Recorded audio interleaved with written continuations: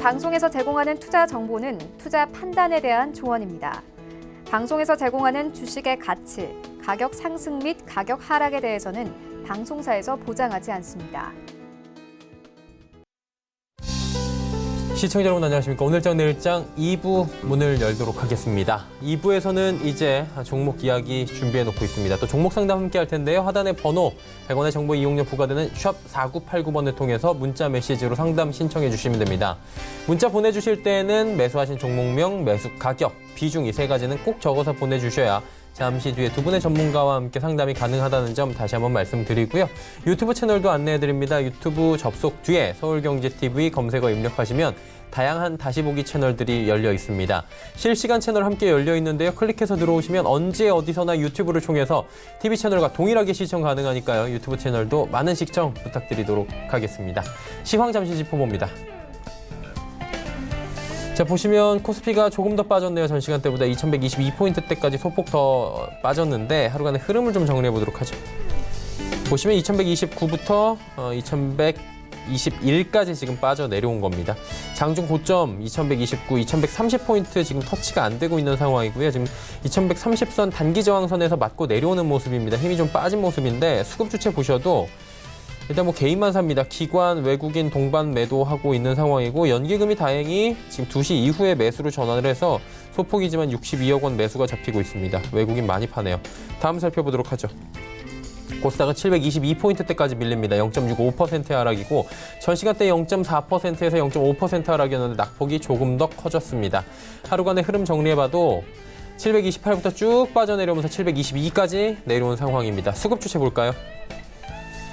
자, 수급 보시면 개인 기관 같이 사고요. 외국인 팝니다. 기관이 다 매수를 전체적으로 주체가 해주는데 매수 물량들이 많지가 않습니다. 그러다 보니 시장 낙폭을 좀 막지 못하고 받아주는 정도고요. 외국인들이 502억 원 정도의 매도 물량을 쏟아냅니다. 원달러 환율 좀 보셔야 됩니다. 2거래일 연속 급락 뒤에 오늘도 빠집니다. 3거래일 연속으로 조정 나오면서 90점 빠집니다. 1161원대까지 밀려 내려오면서 1160원 초반까지 지금 기록이 되고 있는 상황입니다. 금일본 방송에서 제공해드리는 정보는 투자 판단에 대한 조언일 뿐입니다. 해당 주식의 가치와 수익률을 보장해드리지 않는다는 점 참고해 주시길 바랍니다. 마감 전략 이어갑니다. 유한타직권 설릉역 지점에 박진희 부장 연결돼 있습니다. 부장님 안녕하세요. 네, 안녕하세요. 예, 오늘은 시장이 좀 약세를 보여주고 있는데요. 흐름 정리해 주시고 마감 전략 함께 들어볼까요? 네, 오늘 시장 보시면 어제랑은 좀 사뭇 다른 양상 보여주고 있습니다. 미국 시장 같은 경우는 S&P가 지금 신고가를 낸 상태인데요. 우리 시장 같은 경우는 오늘 보신다라면은 외국인이 양시장에서 공격적인 매도를 해주는 모습, 기관도 거래소 쪽에서 매도를 하고 있는 모습 나타나고 있습니다. 그동안 침묵하던 개인이 양시장 강하게 매수하는 모습 나타나고 있다라고 보실 수가 있겠습니다. 환율은 뭐 계속적으로 좀 하락을 하면서 안정세를 보여주고 있습니다만은 오히려 외국인들은 그렇지 않은 좀 대응을 해주고 있는 것 같습니다. 전반적으로 좀 차익 실현 매물들이 좀 나타나는 모습이고요. IT 섹터 쪽에서 좀 매도가 나오는 모습 나타나고 있는 모습 보실 수가 있겠고 오늘 좀 하락이 큰 종목들은 뭐 유통 쪽에서 본다라면 이제 면세점 섹터하고요. 소매 쪽에서 화장품 섹터들입니다. 뭐 중국에서 뭐 여러 가지 좀 안 좋은 얘기들이 좀 나왔고요. 뭐 일정 부분 또 면세점에서 좀 안 좋은 얘기들이 좀 나오면서 이런 부분들이 또 다시 심리적으로 좀 영향을 많이 미친 것 같습니다. 기존에 좀 나와 있었던 그런 내용들이었었는데도 다시 한번 좀 악재로서 좀 작용을 해주고 있는 모습들을 보실 수가 있겠고 상대적으로 최근에 약간 조정을 받았던 5G 섹터주들이 강한 흐름을 보여주고 있는 모습 보실 수가 있겠습니다. 그걸 좀 제외한다라면 시장 전체적으로 좀 약한 모습이고요. 바이오 헬스케어 섹터 일부 종목 뭐 약간 뷰티 보톡스 같은 그런 섹터들 일부 종목만 좀 강세 보여주고 있고요. IT 섹터를 비롯해서 어제 강하게 올랐던 종목들은 대체로 차익 실현 매물 때문에 좀 약세 보이고 있는 모습 보실 수가 있겠습니다. 뭐 이런 장에서 뭐 전략이라면은 뭐 특별하게 지금 눈에 띄는 종목들, 특히 이제 장기적으로 좀 조정을 받고 하반기에 좀 호재가 내포되어 있는 섹터주들 이런 쪽들을 좀 시장 조정받을 때마다 좀 과감하게 공략해 보시는 전략을 조금 드리고 싶은데요. 뭐 지금 상태라면은 뭐 2차 전지 섹터 소재주들 하고 이제 디스플레이 섹터주들 뭐 이런 쪽들 좀 보실 수가 있겠고 개인적으로는 뭐 게임 섹터주들도 한번 워낙 지금 주가 바닥이기 때문에 한번 관심 갖고 좀 보셔도 되지 않을까 싶은데요. 핵심은 좀 IT 쪽에서의 순환매 쪽이라고 보시면 답이 될 것 같고요. IT 섹터 내에서 아까 말씀드린 대로 2차 전지와 디스플레이 섹터 쪽 계속 관심을 갖고 조정장 속에서 좀 대응 이어가셨으면 좋겠습니다. 자, 그렇다면 남은 시간 동안에 저희가 관심 갖고 좀 지켜볼 만한 종목 있습니까? 네, 방금 말씀드린 대로 디스플레이 섹터 쪽, 네. 장비 쪽에서 하나 골라봤는데요. 실질적으로는 뭐 지금 소재 섹터주들이 상당히 좋습니다. 예. 뭐 이녹스 첨단 소재라든지 덕산 네오루스 같이 OLED 소재주들 상당히 좀 좋은 흐름 보여주고 있고요. 네. 뭐 오늘 조정은 받고 있지만 뭐 실리콘웍스도 비메모리 쪽에서 좋은 흐름인데요. 그럼에도 불구하고 좀 장비 쪽을 좀 골라봤습니다. 사실 장비들은 1분기, 2분기 좀 좋지 못하고요. 예. 3, 4분기로 넘어가면서 조금씩 좋아져서 내년에 좀 수주가 좀 많이 나옵니다. 그렇게 되는데 일단 실질적으로 삼성전자가 OLED 쪽을 투자를 조금 하려고 했던 부분들이 좀 지연이 되면서 장비주들이 최근에 좀 조정을 많이 받았죠. 오늘 뉴스 보시면 야스 같은 경우 LG 쪽에 좀 특화되어 있는데요. 삼성전자가 대형 OLED 쪽에서 계속적으로 좀 실패를 하고 고전을 하다 보니 야스 쪽에 좀 도움을 요청했다라는 뉴스도 보셨을 것 같습니다. 그만큼 이제 삼성도 OLED 쪽으로 많이 변화를 주고 있습니다. LCD 라인은 계속 이제 폐쇄를 하고 있는 상태가 되겠고요. 그러다 보니 이제 하반기로 갈수록 OLED 쪽에 대한 수주에 대한 기대감이 상당히 좀 높아질 수 있다고 볼 수 있겠습니다. 그래서 OLED 쪽만 본다라면 장비 쪽에서 AP 시스템 또 이제 SFA 뭐 하고 원익 IPS 이 원익 IPS에는 테라세미콘이 좀 들어가 있기 때문에 다 해당 사항이 있다라고 볼 수가 있겠습니다. 최근에 좀 원익 IPS는 반도체도 좀 같이 하면서 좀 조정이 좀 깊은 상태고요. SFA 같은 경우도 최근에 좀 조정을 겪다가 최근에 소폭씩 올라오고 있는 상태입니다. AP 시스템이 조금 흐름이 더 좋습니다. 그래서 이 종목을 골라봤는데 역시 이제 디스플레이 장비 쪽에 좀 특화되어 있고요. 아까 말씀드렸던 대로 한 3, 4분기를 지나면서 수주가 좀 이어질 것 같은데 일단 뭐 선행하는 효과를 한다고 보면은 여름 안에 어느 정도 삼성전자에서 OLED에 대한 방향성만 정해준다라면은 해당 섹터에 있는 종목들 다 반응이 나올 거라고 보고 있습니다. 특히 AP 시스템 같은 경우가 최근에 외국인 수급이 좋고요. 기관도 저점에서 계속 매수가 들어오고 있는 모습 보실 수가 있겠습니다. 이 종목도 지금 바닥은 치고 조금씩 터닝하고 있는 상태인데요. 개인적으로 26,000원과 25,000원 사이에서 조금 분할로 접근해 보시면 어떨까 싶습니다. 손절은 한 24,000원 강하게 깨진다라면 손절하신다라는 생각으로 좀 대응을 하셨으면 좋겠고요. 단기적으로는 뭐 직전 고점대 부근인 한 3만 원, 뭐 많이 가면 한 32,000원 이 정도까지 하반기까지 조금 노려볼 수 있지 않을까. 그래서 지금은 되는 쪽으로 앞으로 좋아질 수 있는 쪽으로 좀 시장에 집중력을 좀 보여주신다 생각하시면 답이 되지 않나 싶습니다. 네, AP 시스템 말씀해 주셨습니다. 오늘 말씀 잘 들었습니다. 네, 감사합니다. 연타증권 설릉역 지점의 박진희 부장과 함께했습니다.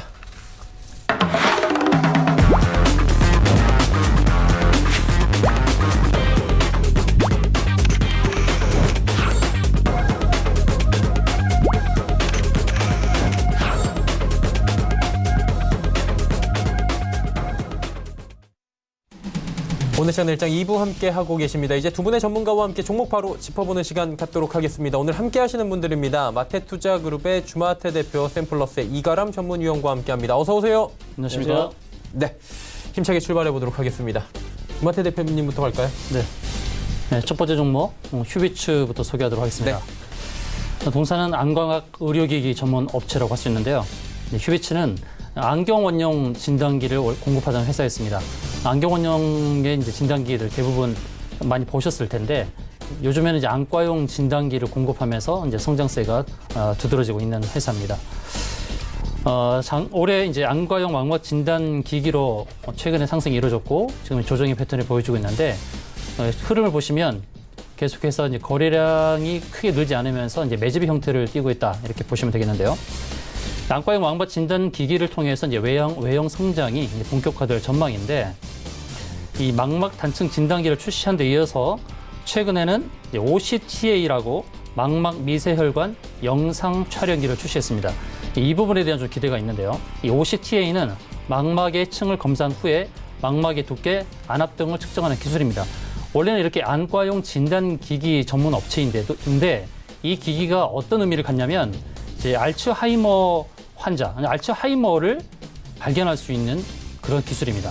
알츠하이머 환자와 일반인의 망막 두께를 비교한 결과 알츠하이머 환자의 망막층이 더 얇다는 연구 결과가 나왔습니다. 이를 바탕으로 알츠하이머 질환 조기 진단이 가능하다는 거죠. 그래서 이제 알츠하이머 치매 관련주로서 부각될 수 있는데 아직 그와 관련해서 시세를 낸 적이 없기 때문에 지금 기대가 된다는 얘기죠. 그리고 중국 상해법인의 실적도 증가세를 기록하고 있습니다. 상해 휴비츠 지난해 매출액이 179억 원 정도로 전년보다 8.6% 증가를 했고요. 중국의 경우는 1인당 국내 총생산 1만 달러 시대에 진입하면서 안경 시장이 커지고 있습니다. 바로 이런 부분 때문에 이런 안경 원점 그 진단기기 그 공급이 늘어날 것이다 이렇게 보고 있고요. 그리고 스마트폰 뭐 중독 현상 때문에 시력에 관련된 안경 렌즈 등 수요가 더더욱 증가할 것이기 때문에 바로 동사가 그런 부분에서 수혜를 볼 수 있다 이렇게 말씀을 드리겠고요.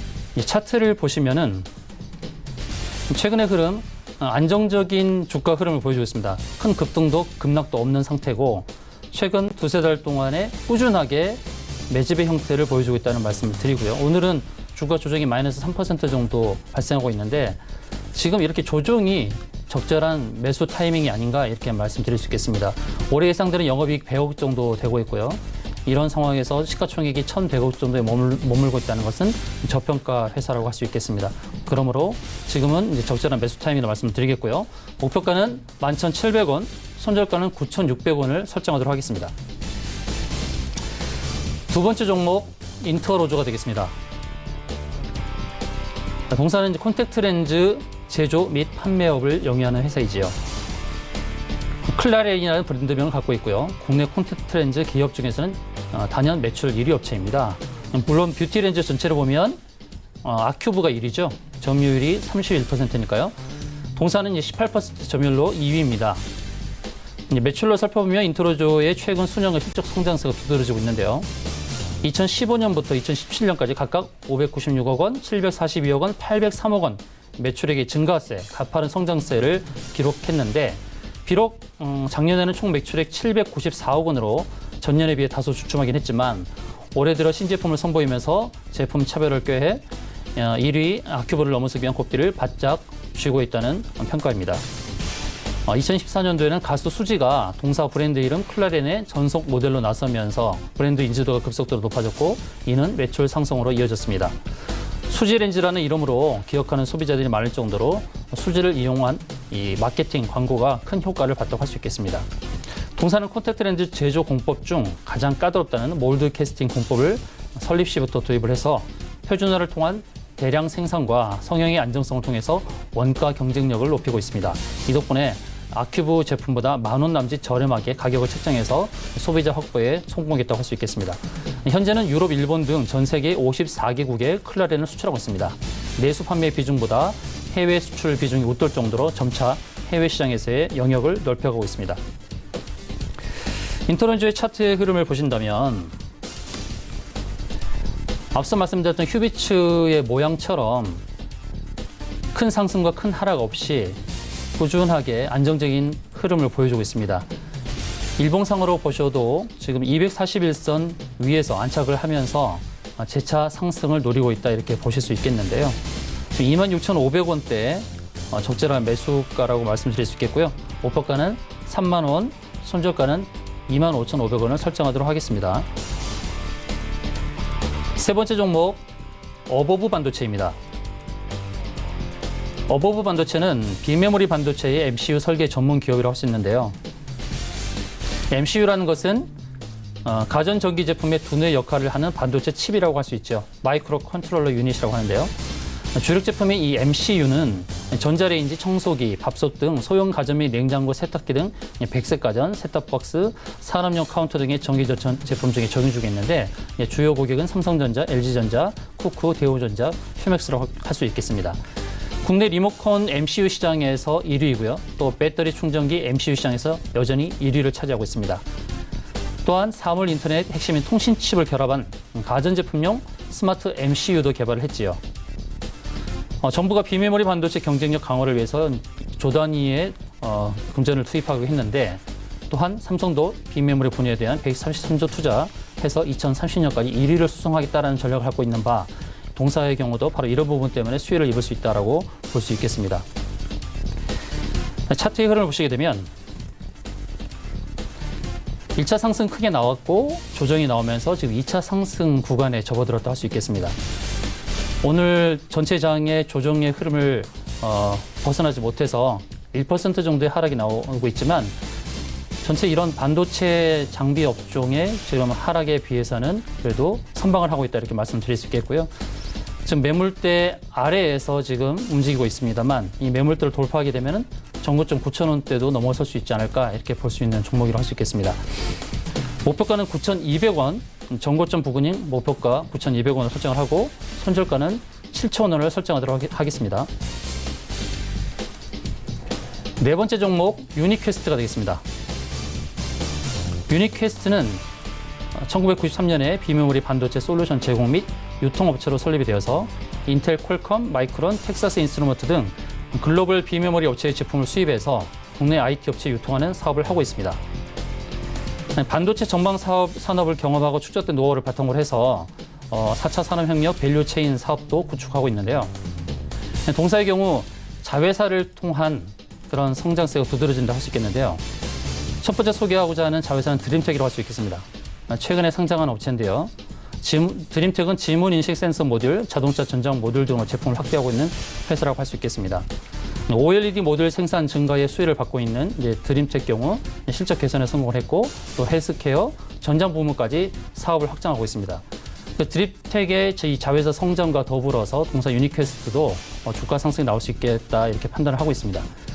또 두 번째 자회사는 이제 PLK 테크놀로지라는 회사가 있는데요.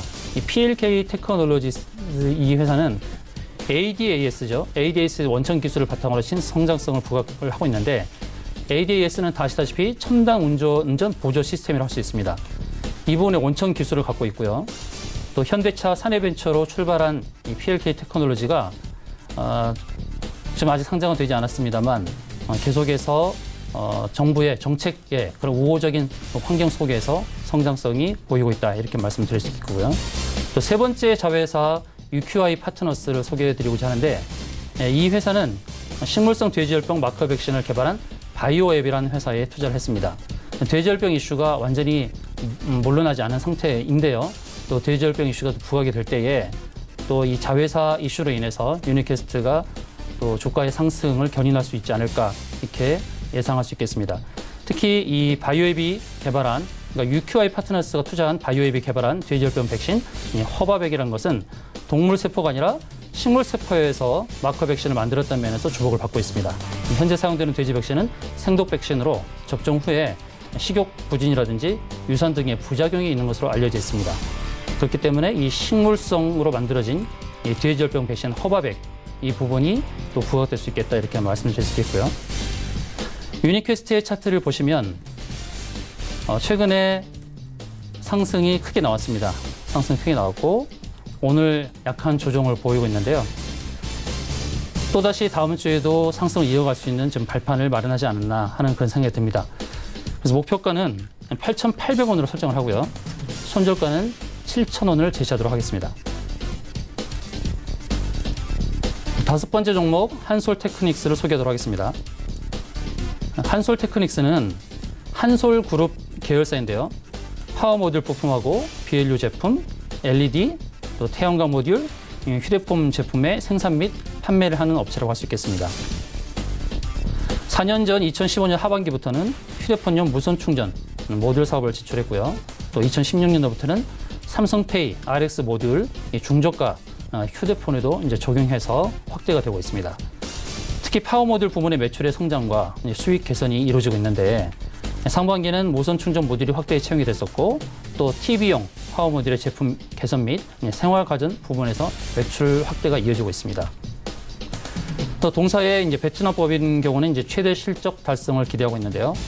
베트남 법인의 생산 능력은 작년 말 기준으로 월 400만 대입니다. 4년 만에 거의 2배로 급증했기 때문에 이 베트남 법인에서의 최고의 실적 달성을 기대해 볼 수 있겠습니다. 또 미국의 화해이 제재로 인한 그런 수혜도 같이 기대해 볼 수 있는 부분인데요. 차트를 보면서 설명 좀 드리도록 하겠습니다. 한솔테크닉스 최근에 6월 초까지 8,200원대까지 상승이 나왔다가 조정 구간을 거치고 있습니다. 일봉상 흐름을 보시게 되면 241선 위에서 안착을 하는 이런 움직임을 보여주고 있습니다. 이 선을 깨지 않고 지켜내는 한 또다시 상승이 나올 수 있는 그런 구간에 접어들었거든요. 그래서 적절한 매수 타임이라고 할 수 있겠습니다. 그래서 목표가는 8,300원, 손절가는 6,500원을 제시하도록 하겠습니다. 큐비치부터 한서울테크닉스까지 5종목에 대한 설명들 들어봤습니다. 이제 이가람 전문위원 바로 만나보도록 하죠. 어떤 종목부터 갈까요? 네, 첫 번째 종목은 SK텔레콤이 되겠습니다. 우리나라 사람들 모두 알고 있는 대표적인 기업이 되겠는데요. 이동통신과 무선 데이터 그리고 정보통신 사업을 하고 있다는 거는 모두가 알고 계실 텐데 최근 들어서 5G 효과에 대한 점진적인 발현이 현재 나타나고 있는 부분이 있습니다. 최근에 어느 보도에 따르면은 이제 5G 전체 가입자가 100만 명을 돌파를 했다라는 보도도 있고 연말까지 5G 기지국이 이제 설치 목표가 7에서 8만 개 수준이 되는데 지금 현재 아직 절반 정도밖에 미치지 못했다. 그렇기 때문에 앞으로도 이런 기지국이 더 설치가 돼야 되는 부분이 있기 때문에 이쪽에 대한 효과를 좀 볼 수 있겠고 그리고 이제 통신주로만 알고 계시고 경기 방어주로만 생각하시는 분이 계실 텐데 이 SK텔레콤 같은 경우는 최근 들어서 자율주행차 쪽으로 굉장히 많은 투자를 하고 있는 기업 중에 하나가 되겠습니다. 그래서 뭐 토로드라이브라고 해서 이제 자율주행 4단계를 실현하고 있는 회사에도 투자를 현재 하고 있고 또 3D 매핑을 만드는 회사에도 굉장히 많은 투자를 현재 하고 있습니다. 이런 부분에서도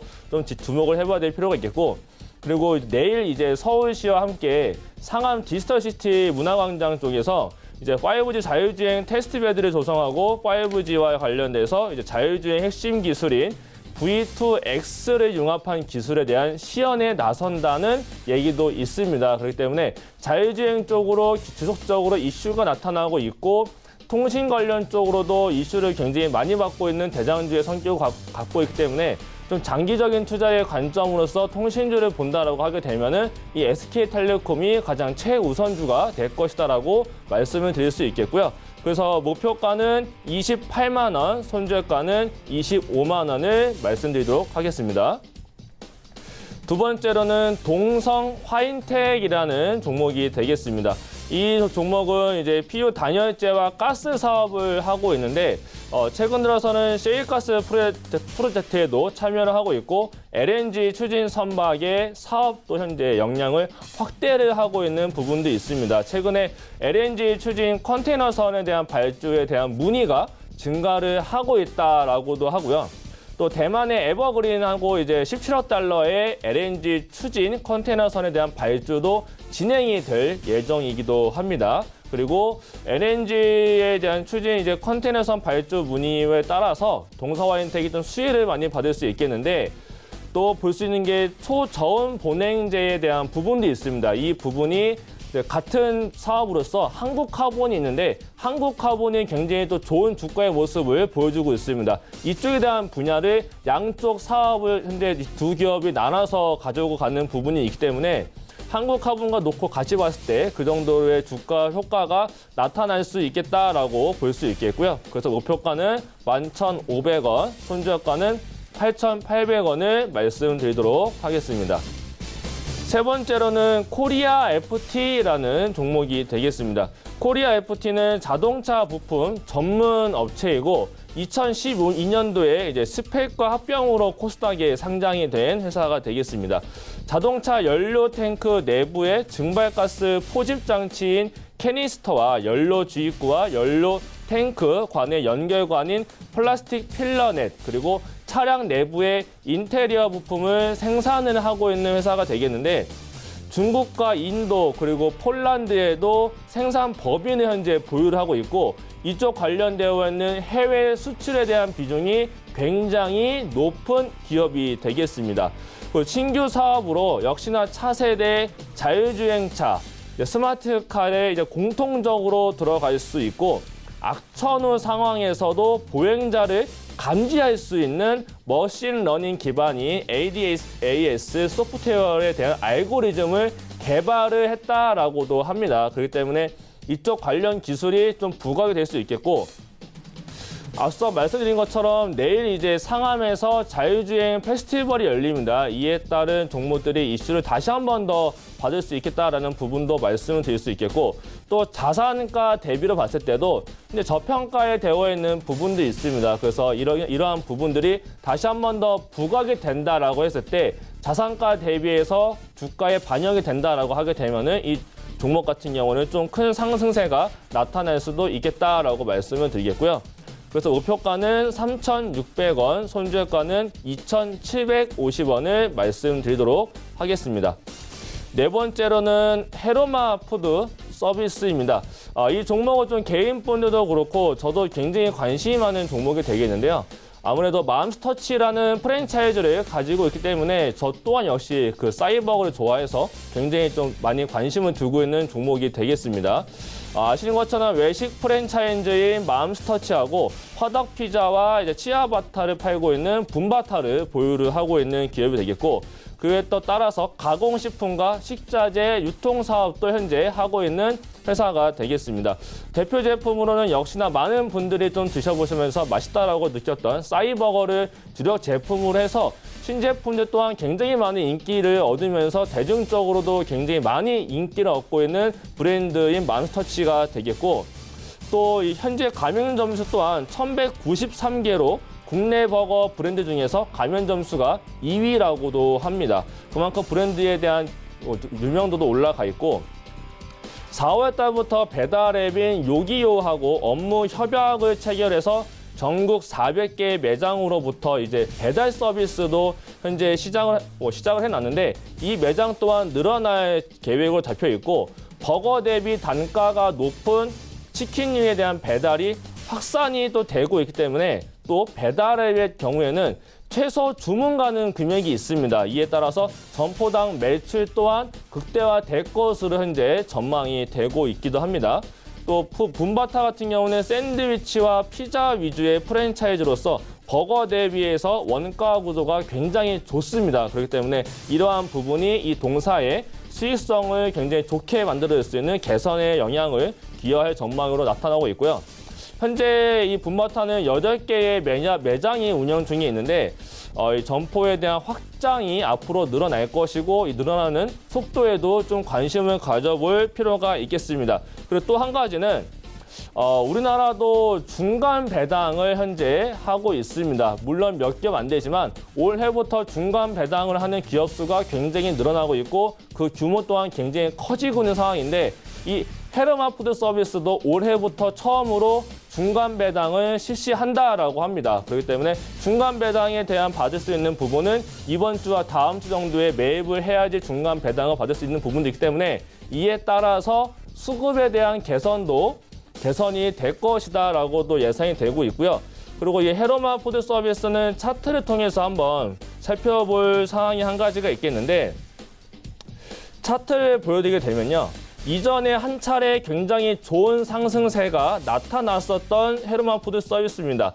그 이후로 하락세가 한번 나타난 다음에 현재 횡보로서 조정에 대한 과정을 거치고 있는데, 이게 하락이 나왔었을 때 기업에 대한 악재가 나왔던 부분이 없었는데도 불구하고 단지 올라갔던 부분에 대한 차익 실현에 대한 매물이 나왔었던 이유로서 하락이 나왔기 때문에 다시 한 번 더 실적이 개선이 될 여지가 남아있고, 점포 수 또한 늘어날 예상이 되어 있습니다. 이러한 부분이 가격에 대한 부분에서 주가가 이 차트에 반영이 된다라고 하게 되면은 이 앞에 나와 있는 2,800원의 저항 또는 오늘 고가 부분에 대한 저항 부분인 2,700원에 대한 저항을 돌파를 할 것으로 예상이 되고, 그 이후에 굉장히 좋은 상승세가 나타날 수 있는 모습을 그릴 수 있는 게 이 헤르마 푸드 서비스라고 봤을 때, 목표가는 단기적으로 3,000원, 손절가는 2,300원을 말씀드리도록 하겠습니다. 마지막으로 키스트가 되겠습니다. 이 키스트도 개인 투자자들뿐만 아니라 모든 사람들이 굉장히 많은 관심을 가지고 있는 종목 중에 하나가 되겠는데요.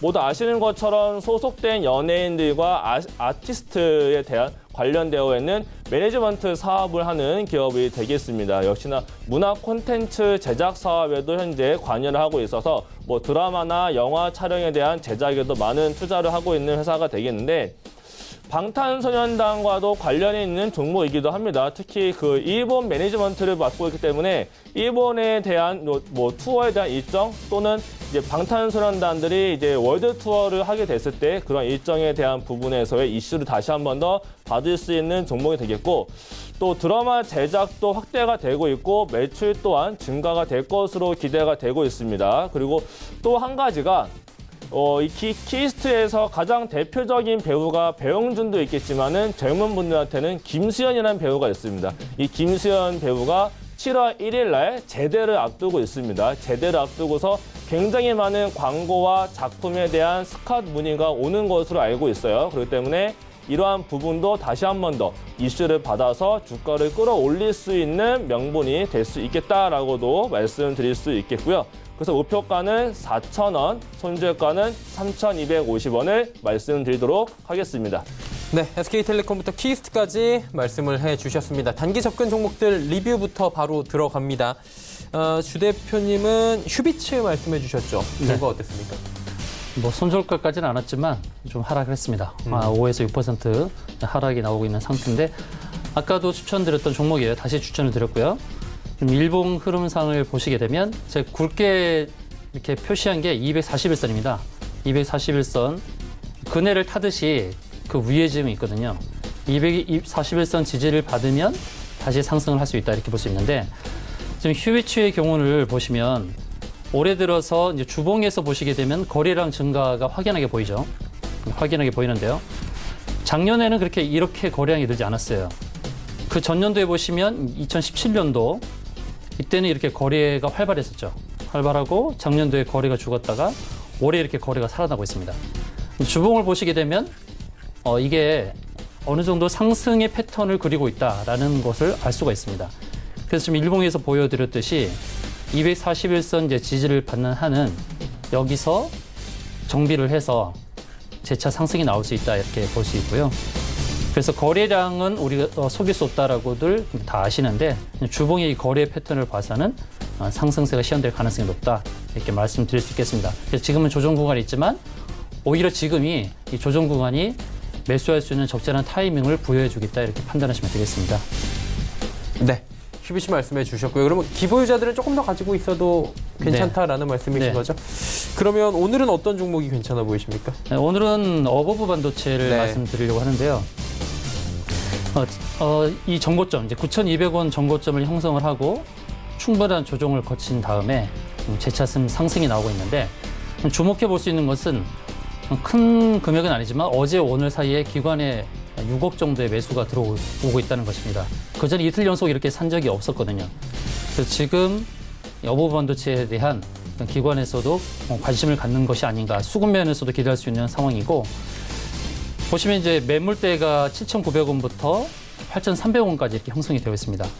이 매물대를 돌파하게 된다면 전고점 9,200원까지 상승이 나올 수도 있고요. 이 주봉에서도 보시게 되면 조금 전 보였던 휴비츠처럼 작년에 거래량이 이렇게 많지 않았거든요. 거래량이 없다가 올해 들어서 올해 상반기에 이렇게 폭발적으로 거래량이 늘면서 큰 상승이 나왔거든요.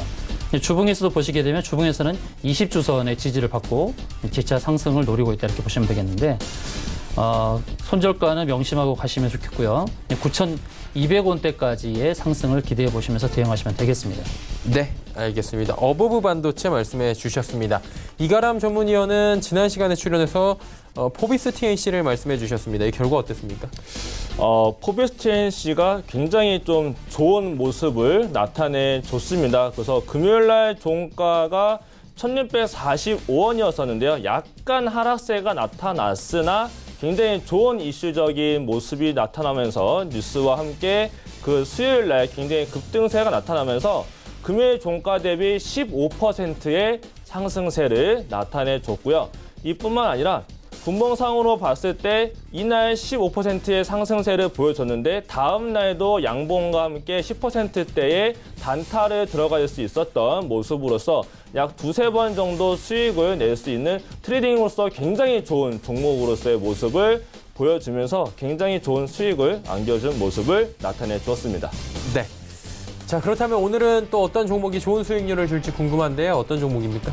오늘은 키스트를 말씀드려보도록 하겠습니다. 오늘 장 초반까지 굉장히 좋은 모습을 보여줬는데 오후장 들어서 약간 좀 밀리는 모습이 있기는 합니다만 7월 1일 날 김수현 배우가 이제 제대를 합니다. 그에 따른 수익성에 대한 개선이 분명히 될 것이고 대주주가 SM 엔터테인먼트죠. 이 SM 엔터테인먼트가 또 뒤에 있기 때문에 SM 관련 쪽으로도 올라갈 수 있겠고 방탄소년단 또한 전 세계적으로 굉장히 많은 활동을 하고 있기 때문에 이에 따른 이슈가 분명히 주가에 반영이 될 것이다라고도 보여지고요. 이 앞전에 나왔었던 모습들을 봤을 때도 지속적으로 올라갔다가 내려오는 패턴들을 보여주고 있는데 월봉상 봤을 때도 현재 횡보를 하고 있는 모습입니다. 그렇기 때문에 7월 달에는 다시 한 번 더 상승세가 펼쳐지지 않을까라고 말씀을 드리면서 단기 관심주로 키스트를 말씀드리도록 하겠습니다. 네, 키스트 이야기 들어봤습니다. 자, 이제 오늘 금요일 시장의 특징들을 좀 살펴봐야 되는데 어떤 종목이 특징적으로 보이십니까? 네, 오늘 특징주로는 제가 LB세미콘을 가져왔는데요. 네. LB세미콘은 비메모리 반도체 관련주입니다. 또 우리 개인들이 많이 알기로는 이제 방탄소년단 관련주로도 많이 알려지고 있는데 방탄소년단 관련주 중에서는 가장 실적이 좋고 또 정부의 육성 정책에 부합되는 종목입니다. 실적도 좋고 재료도 좋고 또 수급도 좋고 그래서 최근에 지금 큰 흐름을 보시면 상승의 패턴을 유지하다가 오늘 급등이 나왔는데요. 오늘 급등이 나온 것은 단연코 외국인과 기관의 수급이라 할 수 있겠습니다. 수급의 현황을 보시면 연기금을 비롯해서 기관 그리고 외국인 어떻게 보면 쌍끌이 매집이 이루어지고 있다 이렇게 볼 수 있는데요. 이처럼 재료도 있고 수급도 있고 또 방탄소년단 관련주이기도 한 이 LB세미콘 신고가의 행진이 지속되고 있는데 그러면 이 상황에서 그러면 어떻게 매수를 가담해야 되느냐 이렇게 고민할 수 있는 상황입니다. 오늘의 이제 20% 이상의 상승 이런 상황에서는 바로 들어가기 힘들겠죠. 조정을 기다려야 될 때고요. 절대로 올라가는 주가 그냥 따라가서는 안 되고 다음 주에 주초에 조정의 흐름이 보여준다 그러면 매수에 가담해도 좋겠다 이렇게 말씀드리겠습니다. 네, LB세미콘 말씀해 주시면서 트레이딩 팁까지 말씀을 해주셨습니다. 이가람 전문위원 어떤 종목이 좀 특징적으로 보이십니까? 저는 3주째 말씀드리고 있는 것 같아요. 오늘은 특징주로서 우리넷을 말씀드리도록 하겠습니다. 예, 회사 관계자분은 아니시죠? 네, 그렇죠. 네. 내부 관계자는 전혀 아닌데 굉장히 좀 좋은 모습을 보여주고 있습니다. 이 시간을 통해서 이제 단기 추천주로도 말씀을 드렸고 굉장히 좋은 수익률 또한 보여드린 종목이 되겠는데 오늘도 특징주로서 나타난 모습을 보여주고 있습니다. 굉장히 좋은 급등세가 나타나면서 12%대의 상승세도 보여줬던 종목이 되겠는데요. 추세적으로도 굉장히 좋은 상승 추세에 있고 급등 차트저서의 모습도 보여주고 있습니다. 그래서 뭐 광통신 장비하고 음성 기반의 장비도 현재 판매를 하고 있는데 지난주에 스카이크로스를 인수를 하면서 사물인터넷 쪽으로도 역량을 강화한 부분도 있고 오늘 같은 경우는 우정사업본부에서 차세대 기반망을 국산화하겠다라는 소식이 나타나면서 올라간 종목이 되겠습니다. 그래서 이 국산화하면서 화웨이 장비를 배제를 하고 2차 사업에 KT하고 LG U+를 이제 뭐 우선 협상 대상자로도 뭐 선정을 했다라고도 나타났는데 굉장히 이쪽이 5G하고 사물인터넷과 엮이면서 굉장히 좋은 상승세를 나타내주고 있고 현재 하락하는 모습은 나타내주고 있지 않습니다. 그렇기 때문에 단기적으로 트레이딩 관점으로서는 다음 주에도 또 한 2~3%를 수익을 낼 수 있는 트레이딩 관점은 보여줄 수 있겠는데 장기적인 관점에서 들어가기에는 좀 단가가 높게 있습니다. 네, 그렇기 때문에 장기적인 투자하시는 분들은 배제를 해서 이 종목은 안 보시는 게 좋겠고 단기적으로 나는 트레이딩 관점으로서 보고 싶다라고 하시는 분들은 만약에 다음 주에도 눌림이 나왔다가 양봉으로 전환이 되는 시기에 바로 잡는다면 한 2~3% 정도의 트레이딩으로서 수익을 낼 수 있는 모습도 나타낼 수 있겠다라고 말씀을 드리도록 하겠습니다. 한마디로 추격 매수를 바로 따라붙기보다는 추이를 좀 지켜보면서 단기적으로는 지금 접근하는 게 가장 좋아 보이고 이건 좀 잘하시는 분들이 붙어야 되죠. 지금 많이 올라왔기 때문에. 네, 그렇죠. 아무래도 좀 매매에 대한 기준이 명확하게 있고 손절도 과감하게 확실하게 할 수 있는 분들만이 들어가야 되는데 만약에 매매에 대한 기준이 없고 단순히 차트가 올라갔으니까 더 올라가겠지라는 생각만으로 들어가신다면 안 된다라고 말씀을 드리도록 하겠습니다. 예. 자, 이제 특징주까지 살펴봤고요. 종목 상담 바로 이어가 보도록 하겠습니다. 첫 번째 종목부터 바로 출발해 보도록 하죠. 셀트리온 들어와 있네요. 6297번님께서 209,800원에 비중이 높습니다. 80%. 근데 가격대는 사실 뭐 그렇게 나쁜 가격은 아닌 것 같아요. 네, 맞습니다. 매수 가격대 나쁘지 않죠. 예. 비중이 80%면 좀 부담이 될 수 있는 비중인데요. 예. 뭐 바이오 종목의 대표 종목 다 알고 있는 종목입니다. 최근에 지수의 상승 그리고 지수의 상승 견인했다고 할 수 있는데요, 종목이.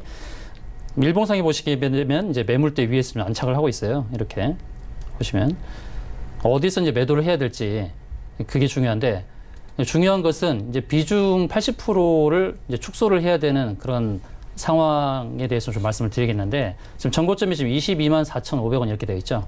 22만 4,500원. 전고점을 넘어서게 되면 다음 보이는 자리가 이제 일봉의 240선 이렇게 22만 8,000원짜리 이렇게 보여집니다. 손절 라인은 19만 9,000원대, 19만 9,000원대를 깨게 되면 손절하시면 좋겠는데, 1차 상승 나왔을 때의 1차 저항대가 22만 8,000원 저항이라고 할 수 있고요. 두 번째 저항은 23만 원대, 23만 2천 원. 그러니까 22만 8천 원과 23만 2천 원 이 구간에 접어들게 되면 절반은 정리하시는 게 좋겠죠. 조금 전에 말씀드린 손절은 19만 9천 원 꼭 지키시고요. 그리고 가급적이면은 이 비중 전략을 세우실 때에 주도주의 경우는 절반 정도, 50% 정도는 잡을 수 있겠지만 80%는 좀 너무 과하다는 생각이 듭니다. 항상 분산 투자의 개념으로 접근하시면 좋겠고, 또 한 종목에 너무 오래 있으면은 다른 종목에서의 매수 기회를 놓칠 수가 있습니다. 그러므로 주도주는 50% 이하로 가져가시고, 또 스윙의 패턴으로 가져갈 수 있는 것을 20에서 30% 나눠서 1, 2주 이렇게 트레이딩 전략으로 이렇게 임하시는 것이 좋겠다, 이렇게 말씀드리겠습니다. 네, 셀트리온 이야기 들어봤습니다. 일단 너무 많은 비중을 한 종목에 싣는 것도 굉장히 위험하다라고 한 번 더 말씀을 해주셨고요. 다음 종목 올라와 있습니다. 기아차 4981번님께서 41,250원에 비중 20%. 이 종목은 어떻게 할까요, 이가람 위원님? 기아차 굉장히 좋은 좋죠. 종목이죠. 네, 굉장히 좋은 종목이고요. 뭐 대표적인 자동차에 대한 뭐 기업이다라고 나타날 수도 있고, 현재 상반기 이익 개선에 대한 기대감으로 좀 좋은 상승세가 나타난 종목이기도 합니다. 그리고 한 가지가 소형 SUV에 대한 기대감을 좀 크게 가질 수 있는 종목 중에 하나가 기아차가 되겠다라고 말씀을 드릴 수 있겠고요.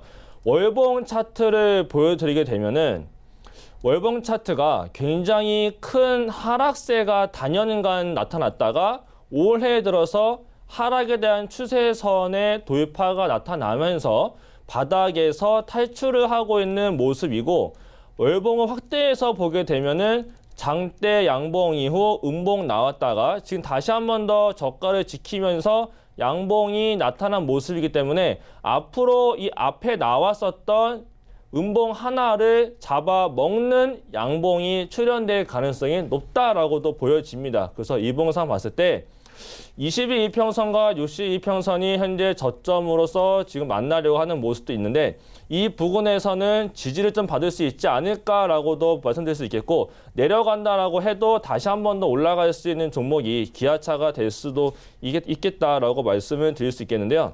그래서 목표가만 말씀을 드린다고 하게 되면은 일단은 단기적으로는 44,000원 부근에서 수급적인 저항대가 있습니다. 그렇기 때문에 44,000원에서는 일정 부분은 분할로서 일단은 안전하게 수익을 챙겨놓고, 아마 이 고가에 대한 돌파가 나타나지 않을까, 46,000원에 대한 돌파가 나타나서 47,000원과 더 높게는 5만 원까지도 올라갈 수 있는 종목이기 때문에 한 번에 매도를 하기에는 어렵습니다. 개인 투자자분들은. 그렇기 때문에 분할로서 3분할 매도를 정해서 원칙대로 분할 매도로서 수익을 챙기는 전략을 말씀드리도록 하겠습니다.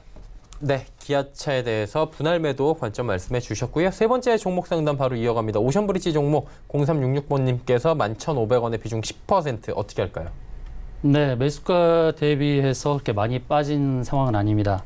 비중 10%는 적절하다고 말씀드릴 수 있겠고요. 동사의 경우는 이제 반도체 제조 공정이 필요한 화학 제품을 공급하는 회사지요. 반도체 관련주기도 하고요. 작년에 영업이익이 173억인데요. 올해는 예상되는 영업이익이 200억이 넘는 회사로 알려지고 있습니다. 개인적으로도 이 종목에 대해서 저도 관심을 갖고 있는데요. 지금 1,750원은 부담되는 상황이 아닙니다. 물론 10,000원이 깨지게 되면 손절을 하셔야겠죠. 그렇지만 지금 보시게 되면 지금 바닥권에서의 움직임, 또 상승으로 갈 수 있는 그런 가능성이 높다라고 말씀드릴 수 있겠고요.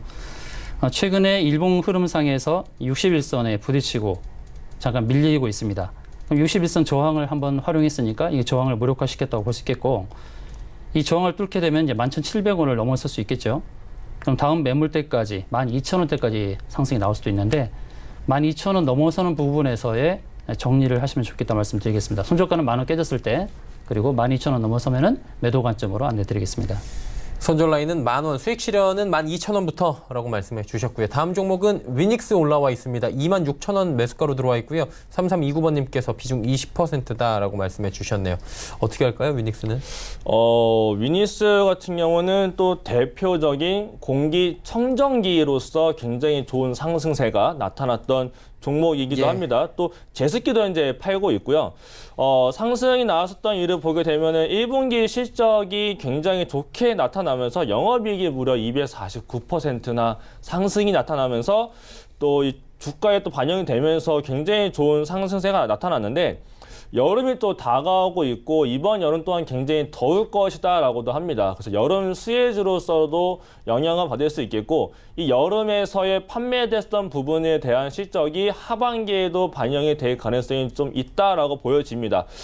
근데 다만 매수가가 26,000원이라는 것이 조금 불안한 부분도 있겠고 심리적으로 힘들기는 하실 텐데 이 부분에서 손절을 한다거나 비중을 줄이기에는 좀 다소 모호한 단가에 있습니다. 그리고 월봉 차트를 보여드리게 되면은 약간 좀 패턴이 한 가지 보이는 게 있는데 요 앞전에 나왔었던 상승과 하락에 대한 부분이 나왔었고 눌림 이후 상승이 약하게 나왔었다가 횡보 이후에 다시 한 번 더 상승과 하락을 반복 중에 있습니다.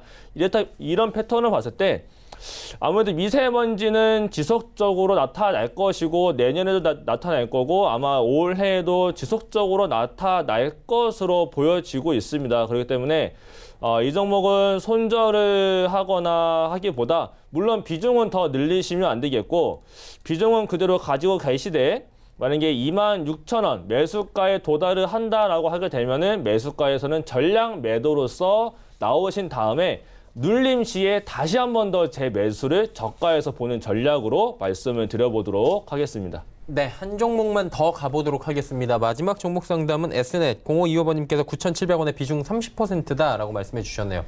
어떻게 할까요?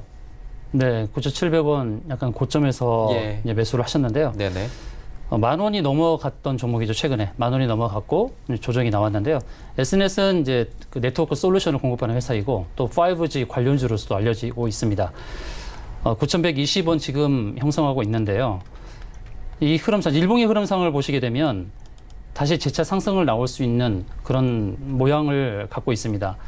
그러므로 9,700원 매수가 이상, 10,000원 이상 한 번 더 도전할 수 있다 이렇게 볼 수 있는데 한 가지 우려되는 것은 지난 6월 5일 그리고 6월 4일 사이에 발생했던 갭입니다. 과연 이 갭을 메울 것이냐 이 부분인데 6월 5일 날 발생했던 저가 8,140원 거기가 손절 라인이 될 것입니다. 거기를 깨지 않는 한 다시 재차 상승해서 10,000원 이상으로 갈 수 있겠다 이렇게 볼 수 있겠고요. 좀 회사에서 예상하는 내년도 영업이익은 210억이고 내후년은 250억입니다. 그만큼 5G 관련한 부분에서의 신성장에 대한 부분 그리고 매출에 대한 기대치, 영업이익에 대한 기대치가 있다는 거죠. 그래서 10,000원이 넘을 가능성과 8,140원을 하회하는 가능성 두 가지를 놓고 봤을 때 저는 10,000원이 넘을 가능성에 한 표를 더 두고 싶습니다. 네, 알겠습니다. S넷까지 들어봤습니다. 이제 마감 지수 정리하도록 하겠습니다. 코스피부터 만나보도록 하죠. 자, 코스피가 2122포인트대에서 마감 예상됩니다. 현재 0.4%대의 하락에서 멈춰 있긴 합니다. 하루간의 흐름 정리해 보도록 하죠. 자, 보시면 장중 저점은 2121포인트입니다. 2120선 초반에서는 그래도 마무리가 되는 상황으로 지금 점쳐지고 있는데 수급 주체를 확인해 보도록 하죠.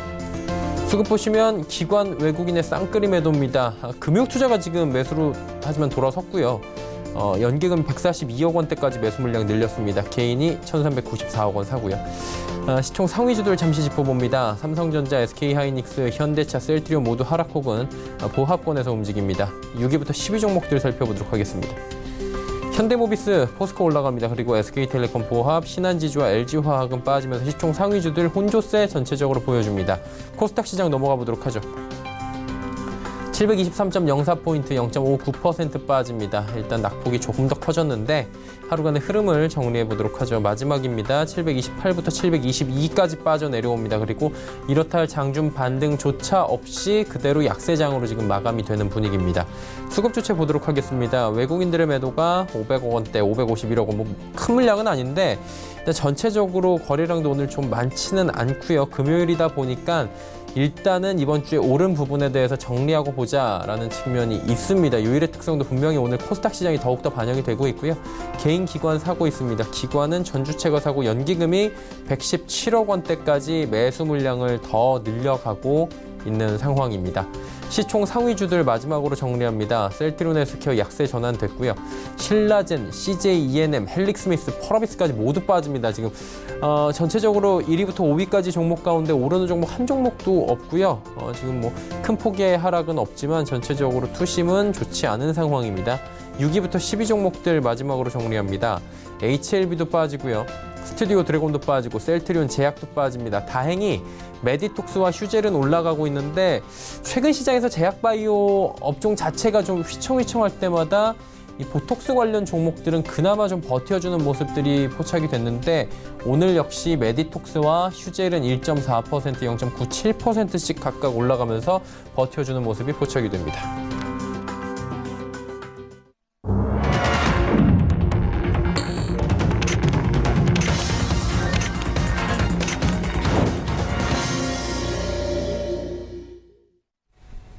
자, 한 주간의 시장이 모두 마감이 된 금요일 장이었습니다. 오늘 시장 어떻게 보셨는지 두 분께 여쭤보도록 하겠습니다.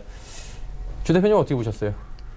네, 최근에 좋은 흐름을 보여줬었는데 그 흐름을 이어가지 못하고 오늘 금요일 장에 조정의 흐름이 나왔습니다.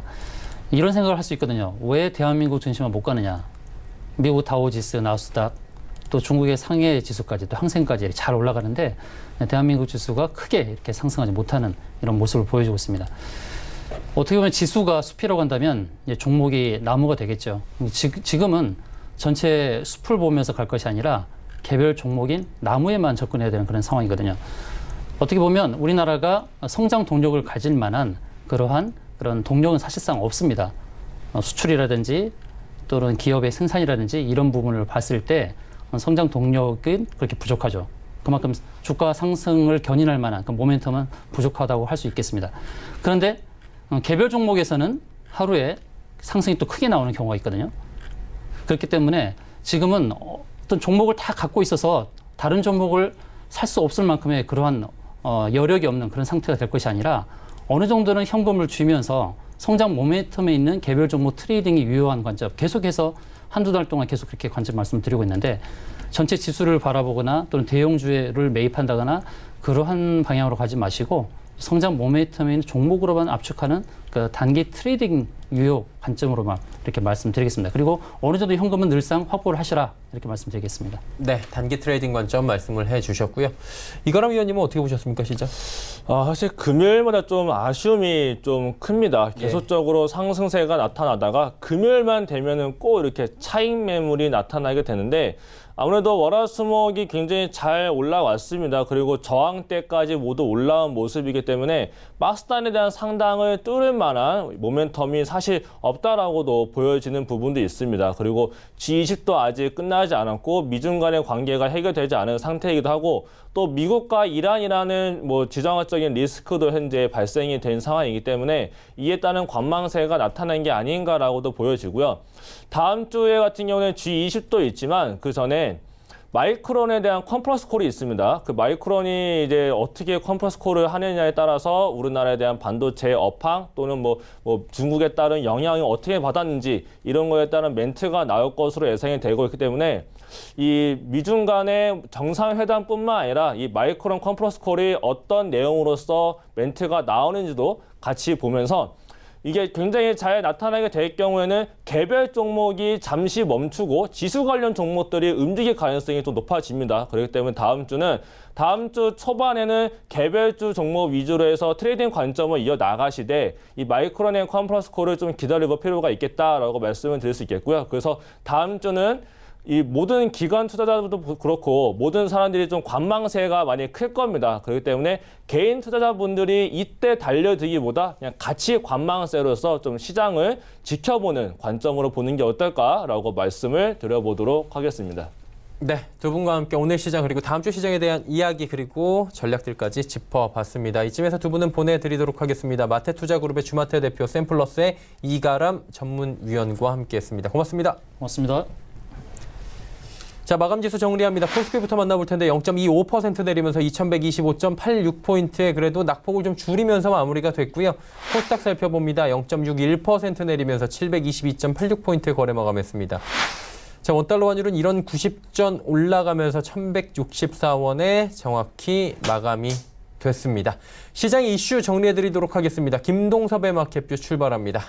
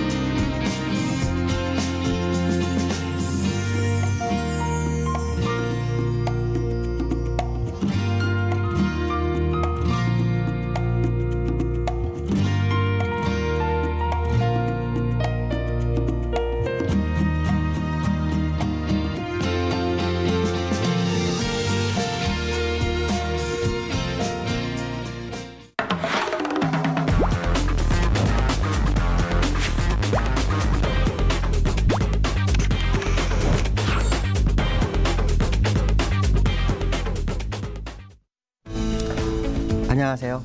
김동섭입니다. 미국 시장이 전일도 0.9% 상승하는 모습이었죠. 그런데 우리나라 시장은 오늘 하락해서 마감하는 모습이 나오고 있습니다. 국내 시장을 들여다보면요. 기관들이 매수를 해야 한다라고 아마 제가 말씀을 드렸는데 오늘 기관들이 전체적으로 매도를 합니다. 특히 연기금이 기관 중에서는 가장 중심이죠. 근데 연기금도 역시 오전에 매도, 오후에 매수, 장막판 매도 이렇게 돼서 매도로 갔습니다. 중요한 것은 이 시장을 받쳐줬던 연기금이 17거래일 만에 매도로 전환했다는 겁니다. 물론 소폭 금액은 150억이지만 이 이전에 매수했던 걸 보면 1000억 단위 매수를 계속했기 때문에 연기금의 움직임은 좀 특징으로 봐야 되지 않을까 이렇게 보여지고 있고요. 외국인들이 매수로 120억 정도 한 모습이 나오고 있어요. 하지만 비차익에서는 매도를 합니다. 그래서 어떻게 보면 쌍끌이 매도 형식이 된 거다라고 봐야겠죠. 그러나 쌍끌이 매도 형식이지만 주가가 그렇게 많이 빠지지 않은 것은 시장이 약간 내성이 있지 않느냐 이런 생각을 좀 해봐야 될 것 같고요. 원달러에 대한 얘기를 조금 해드릴까 싶은데요. 원달러가 1164원으로 끝났습니다. 제가 근데 어저께 그 얘기 해드렸죠. 원달러가 적어도 1160원에서 1180원 사이에서의 레인지가 나올 수 있다라는 얘기를 제가 해드렸는데요. 1160원 밑으로 살짝 갔다가 바로 올라섭니다. 자, 그렇다면 지금 이 자리에서의 움직임이 향후 관측될 수 있고요. 거기에 따른 시장의 움직임이라면 급격한 코스피의 상승은 쉽지 않을 수 있다는 생각 해봐야 될 것 같습니다. 자, 글로벌 이슈에 대해서 보도록 하죠. 자, 미국장이요. 금리나 기대감으로 어제 또 올랐어요. 근데 그 이면에는 여러 가지 이슈가 있었습니다. 첫 번째는 어떤 게 있었냐면 실업 청구 건수 이게 약 6천 건 정도 줄어들었습니다. 이게 줄어들었다는 얘기는 고용이 증가하고 있다는 얘기죠.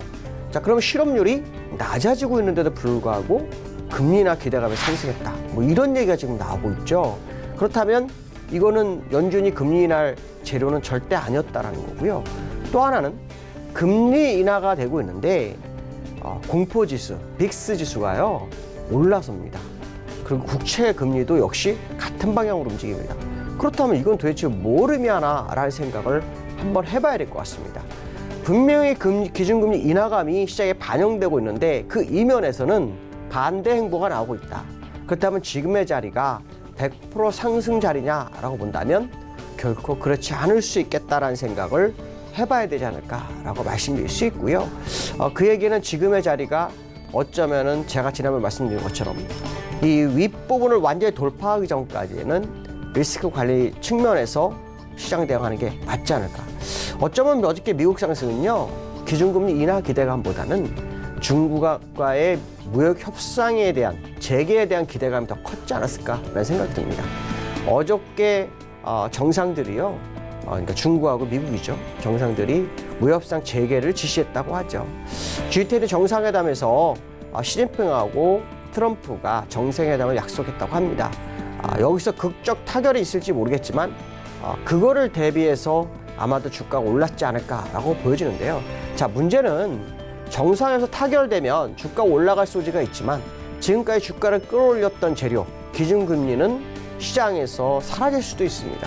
제가 얼마 전에 말씀드린 것처럼 기준금리 인하에 대한 기대감은 어쩌면 무협상 결렬에 의해서 거기에 대해서 시장을 방어적 카드가 아닌가 이런 말씀을 드렸었는데요. 제가 볼 때 그 가능성 또한 있습니다. 물론 그동안 침체되는 부분이 있었기 때문에 기준금리를 인하해서 시장을 협상이 되고 난 다음에 빠르게 회복시키기 위한 전략을 가지겠다라고 하겠지만 미국장의 차트는 절대 그렇지 않죠. 미국장의 차트는 2010년도 5월 3일 날 최저점 찍고요. 계속 쉼없이 올라온 게 미국장의 모습입니다. 이렇게 많이 올랐는데 여기서 금리 인하를 한다? 도대체 이해할 수 없는 차트라고 봐야 되겠죠. 자, 두 번째는 후행 스팬 보시면요. 1, 2, 3봉 치고 다시 내려갔다 다시 4봉까지 올라온 상태고요. 이 모습이 이평선상으로 보시면요. 요 고점을 중심으로 여기서 왼쪽이요. 캔들이 약 9개입니다. 요 고점을 중심으로요. 여기도 9개입니다. 그러니까 지금 어떻게 보면 대등수치를 만든 과정이 아니겠느냐라는 생각도 해봐야 되겠죠. 그렇다면 완벽하게 돌파했는지를 한번 봐야 되는데요. 이게 헤드앤숄더로 본다면 거의 저스트합니다. 자, 그렇다면 우리가 더 상승할 거에 대해서 미연에 걱정할 필요는 없죠. 돌파하고 난 다음에 시장 접근해도 늦지 않을 것 같다라는 생각이 제가 들고 있는 현재의 모습이고요. 오늘 밤 미국 시장이 어떻게 나올지는 모르겠으나 시간 외에서는 일단 0.5% 이상 빠지고 있는 모습이 나오고 있거든요. 만약에 여기서 윗꼬리가 길어지는 음봉으로, 이게 월봉이니까요, 이달에 만들어진다면 헤드앤숄더 완성형으로 봐야겠죠. 아직도 시간이 한 주 이상 남아있죠. 더 지켜봐야 되겠지만 월봉이 어떤 식으로 마감되는지가 향후 방향성을 제시할 거다. 특히 기준금리 인하에 대한 기대감이 무역 협상 결렬 후 나오는 거냐, 아니면은 협상이 됐을 때 기준금리 인하에 대한 것이 시장에서 수면 밑으로 내려갈 것이냐, 이게 굉장히 중요할 것 같다라고 말씀드릴 수 있고요.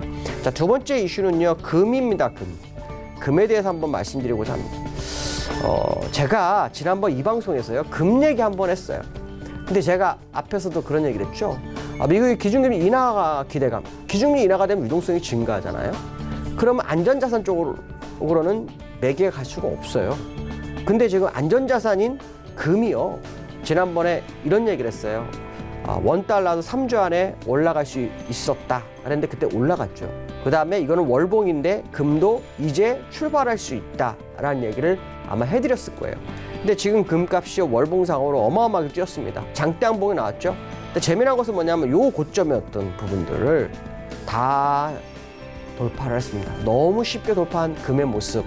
자, 그렇다면 지금 금리 인하하고 금값하고도 더 반대의 모습이죠. 그럼 금이 올라간다는 것은 자산에 대한 선호도가 떨어지고 있다라고 해석을 해야 된다는 거죠. 미국은 고점이죠. 근데 금은 올라간다. 그럼 지금 고점이 진짜일까에 대한 의문점을 가져야 되지 않을까라는 생각이 굉장히 들고 있고요. 지금 금값의 모습을 보면 현재 상태에서 멈출 사항은 아닐 거라고 봅니다. 기술적으로 본다면 후엑스페로로 봤을 때 이렇게 나옵니다. 최소한 1,600불 정도, 온스당이죠.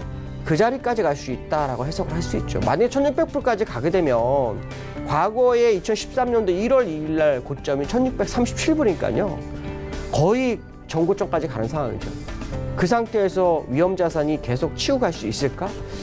물론 시장에서 이런 생각을 할 수 있을 것 같습니다. 기준금리 인하가 돼서 유동성이 투입되기 때문에 시장의 모든 자산은 다 올라갈 거다, 이런 해석을 할 수도 있겠죠. 그런데 금이 움직이는 건 조금 다릅니다.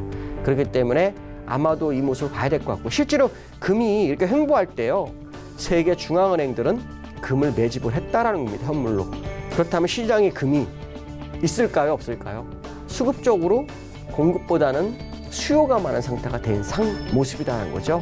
자, 이런 상태에서 시장의 모습, 위험 자산을 선호한다? 쉽지 않은 결정이 될 수 있겠다라는 생각을 해봐야 될 것 같습니다. 자, 다음 주 전략에 대해서 한번 얘기해 볼까요? 자, 국내장은요, 오늘 장중할 때 2120까지 밀렸어요.